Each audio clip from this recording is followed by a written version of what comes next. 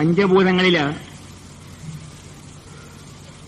വായു, സൂര്യപ്രകാശം, ജലം, പൃഥ്വി, ആകാശ തത്വത്തെപ്പറ്റി ഞാൻ പിന്നെ പറയാമെന്ന് പറഞ്ഞു. പറയാൻ കാരണമുണ്ട്. മനുഷ്യൻ മാത്രമല്ല, ഈ പ്രപഞ്ചത്തിൽ സർവ്വജീവജാലങ്ങളും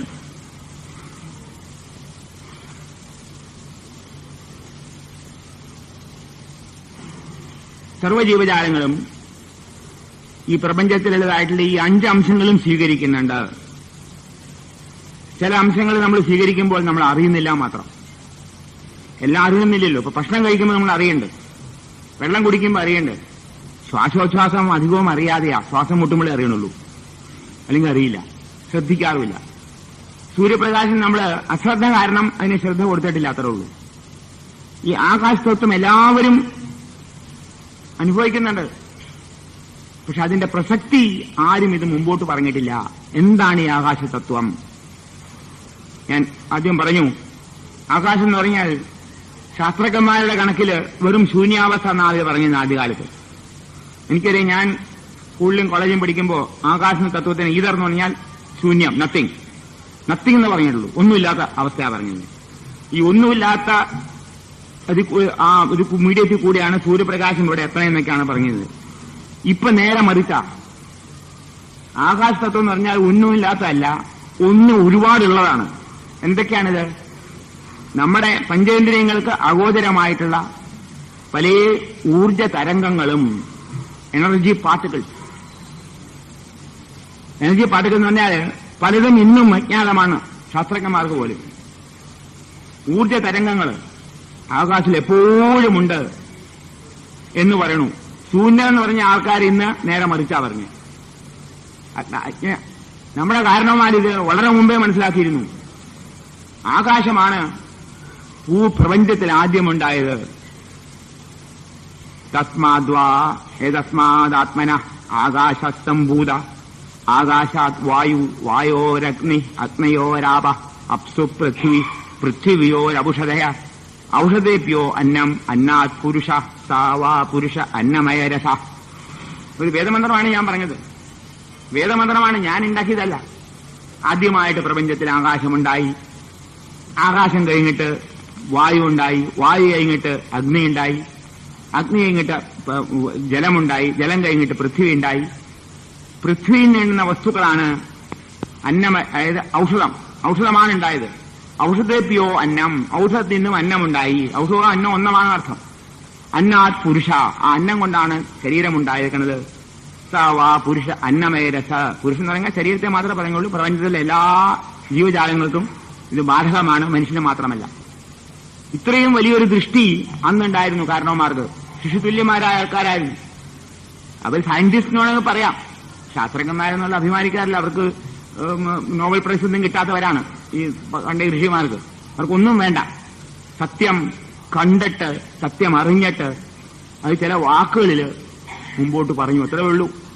അപ്പൊ ആകാശമാണ് പ്രപഞ്ചത്തിൽ ആദ്യമുണ്ടായത്. എന്നിട്ട് പിന്നെ തൈത്തിരോപനിഷത്തിലും യജുർവേദത്തിലും ഇതെല്ലാം അന്നമാണെന്നും പറയുന്നുണ്ട്. ഈ പറയുന്ന വസ്തുക്കളെല്ലാം അന്നമാണ്. പൃഥ്വീവാ അന്നം ആകാശോ അന്നാദ. പൃഥ്വിയും അന്നമാണ്, ആകാശവും അന്നമാണ്. ആപോവാവന്നം ജ്യോതിരന്നാദം. ജലവും അന്നമാണ്, ജ്യോതിസും അന്നമാണ്. പ്രാണവാന്നം ശരീരമന്നാദം. പ്രാണനും പറഞ്ഞ പ്രാണവായുവും അന്നമാണ്, ശരീരവും അന്നമാണ്. എത്ര ഭംഗിയായിട്ട് പറഞ്ഞിരിക്കുന്നു. ഇതെല്ലാം നിരാകരിക്കാൻ പറ്റുമോ? ഇന്ന് ചില ശാസ്ത്രജ്ഞന്മാരിതെല്ലാം കഴിഞ്ഞ് വെറും നമ്മുടെ കാരണവന്മാർക്ക് ബോധമില്ലാത്ത അവസ്ഥയിൽ പറഞ്ഞ കാര്യങ്ങളാണെന്നാണ് പറഞ്ഞത്.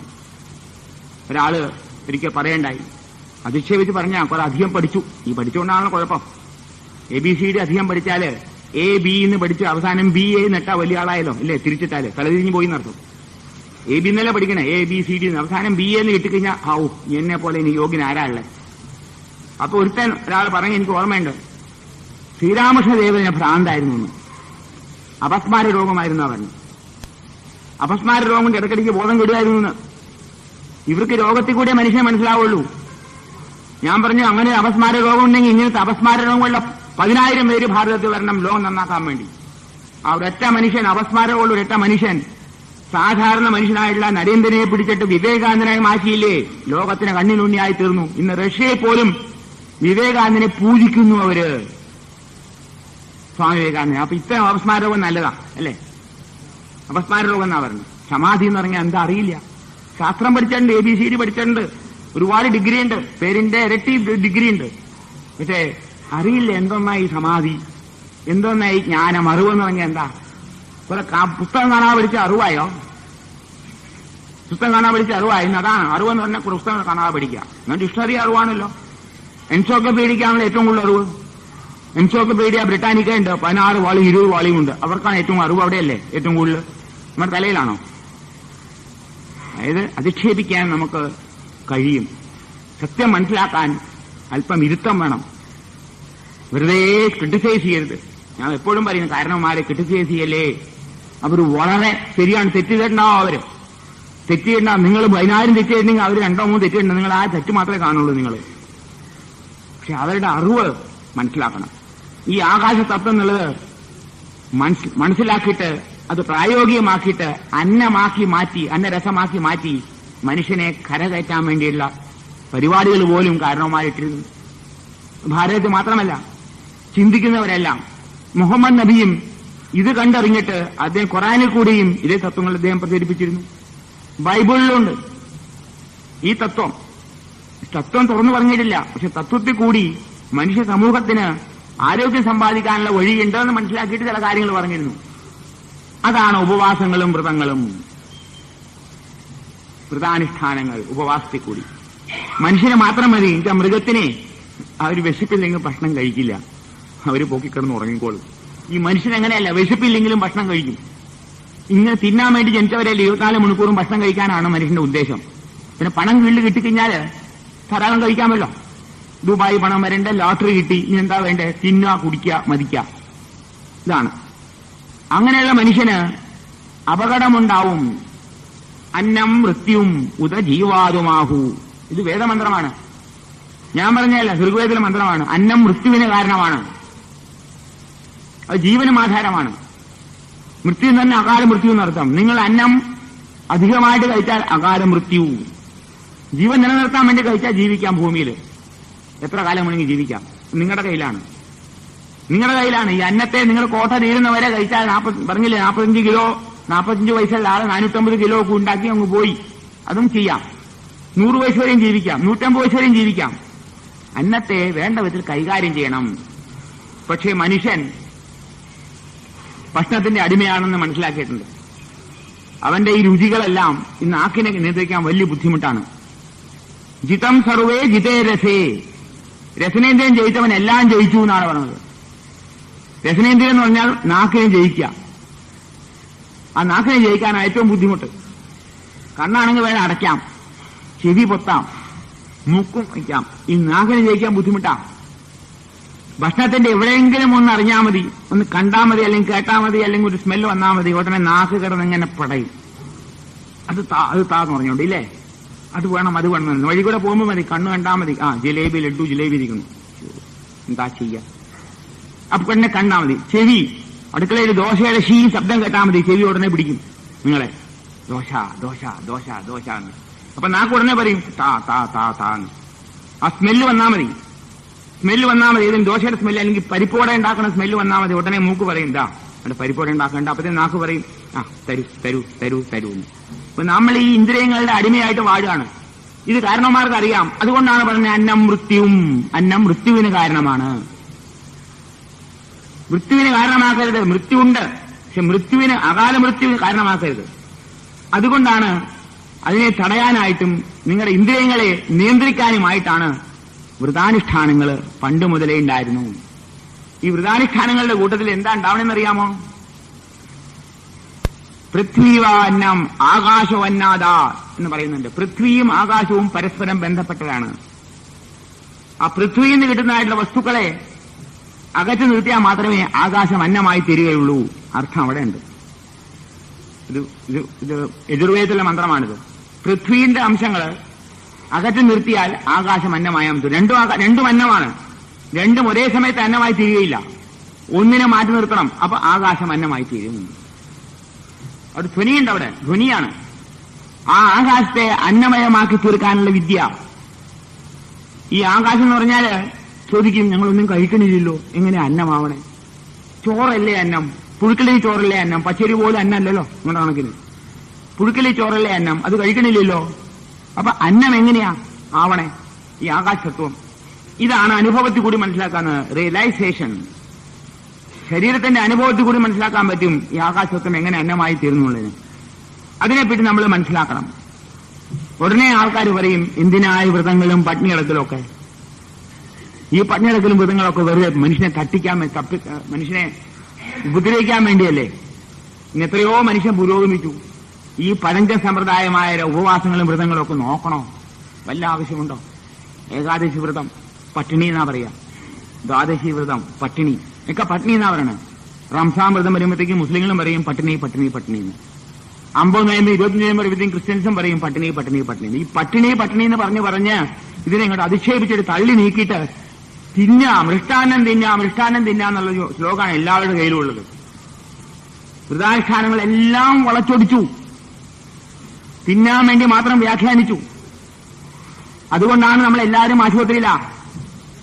ആശുപത്രി ശരണമാണെന്ന്. അയ്യപ്പ ശരണമല്ല, ശരണം ആശുപത്രിയാ. എവിടുന്ന് കാലത്തെ നിട്ടാൽ ആശുപത്രി പോകണമെന്നാണ് ഉദ്ദേശിക്കുന്നത്. ആ ഒരു ചിന്താഗതി വന്നു. മനുഷ്യ സമൂഹത്തിൽ ഒരുപാട് മാറ്റം വന്നു. അപ്പോ ഈ ആകാശതത്വം വളരെ സൂക്ഷ്മമായ അന്നമാണ്. ഏറ്റവും സങ്കീർണമായ അന്നമാണ് പൃഥ്വിയിൽ നിന്ന് കിട്ടുന്നത്. സങ്കീർണല്ലേ പറയാ, അല്ലേ? സങ്കീർണല്ലേ പറയാ. സങ്കീർണമായ അന്നമാണ് പൃഥ്വിയിൽ നിന്ന് കിട്ടുന്നത്. സൂക്ഷ്മമായ അന്നമാണ് ആകാശതത്വം. അതിലും സൂക്ഷ്മത കുറവാണ് വായു, അതിലും സൂക്ഷ്മത കുറവാണ് സൂര്യപ്രകാശം, അതിലും സൂക്ഷ്മത കുറവാണ് ജലം. ഏറ്റവും സ്ഥൂലമായിട്ടുള്ളതും സങ്കീർണമായിട്ടുള്ളതാണ് പൃഥ്വി. ആ പൃഥ്വിന്റെ മേപ്പോട്ട് പോകുമ്പോൾ ആ ദൃഢത കുറഞ്ഞു കുറഞ്ഞു കുറഞ്ഞു കുറഞ്ഞു വരും. ആകാശത്തെത്തുമ്പോൾ വളരെ സൂക്ഷ്മം, കാണാൻ വയ്യ, അനുഭവിക്കാനും വയ്യ. അതാണ് അതിന്റെ മഹിമ. ആ തത്വം നിങ്ങൾക്ക് അനുഭവിക്കാൻ സാധിച്ചാൽ വളരെ സുഖം കിട്ടും. സുഖം എന്ന് പറഞ്ഞാൽ ആ സുഖം പറഞ്ഞറിയിക്കാനേ പറ്റുള്ളൂ. ആ തത്വം കിട്ടാൻ വേണ്ടിയാണ് വ്രതാനുഷ്ഠാനങ്ങൾ പറഞ്ഞിരുന്നത്. ഇവിടുത്തെ ചോദിക്കും ആൾക്കാര്, ഇങ്ങനെ വ്രതം നോക്കണോ, വല്ല ആവശ്യമുണ്ടോ എന്ന് ചോദിക്കും.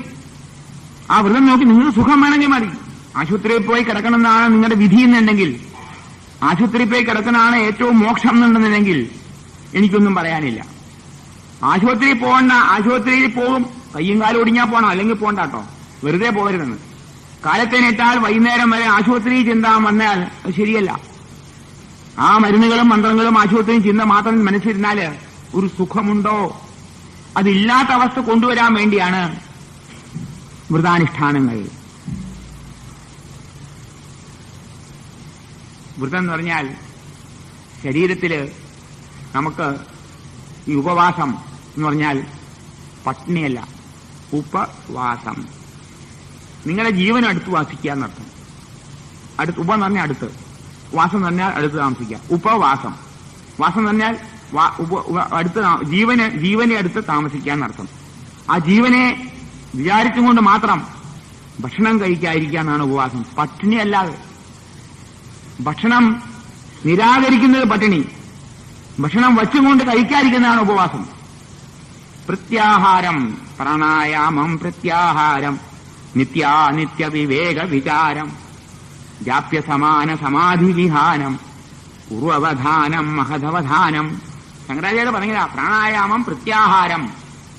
പ്രത്യാഹാരം എന്ന് പറഞ്ഞാൽ ആഹാരത്തെ തടഞ്ഞു വയ്ക്കാൻ, മനസ്സുകൊണ്ട്. വേറെ ആള് പറഞ്ഞിട്ടല്ല, ഞാൻ പറഞ്ഞിട്ടല്ല. അതാണ് പുരോഗമനം നല്ലതെന്ന് പറഞ്ഞത്. ആധ്യാത്മിക പുരോഗതിക്കും ശാരീരികമായ ആരോഗ്യ പുരോഗതിക്കും രണ്ടിനും പ്രസക്തമാണ് ഇത്. എന്തിനാണ് ഈ ഉപവാസം പറയുന്നത്?